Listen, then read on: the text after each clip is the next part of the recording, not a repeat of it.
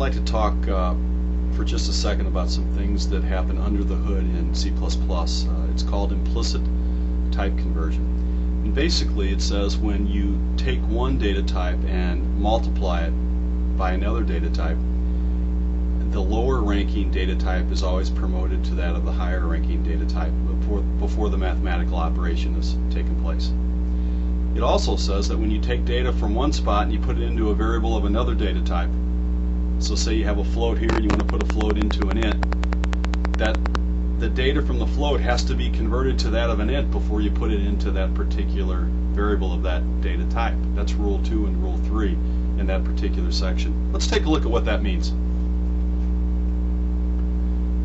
Okay, x and y are ints, and y is assigned the value 4.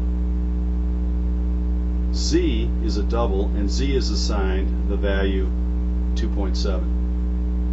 Now I have a mathematical operation being done here, y times z, and I'm going to dump the result into x. Okay, y times z, 4 times 2.7. Before I can multiply the 4, the y, times 2.7, I have to promote the value that the y is storing, not the y, but the value that the y is storing 4 to a double.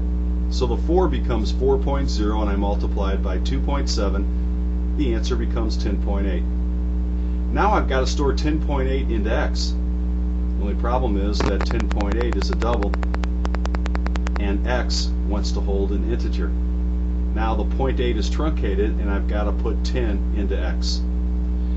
These are the things that happen automatically that a programmer has to understand, because sometimes things happen that won't be handled automatically or implicitly, and the programmer will have to handle that on his own. We'll talk about that in just a second.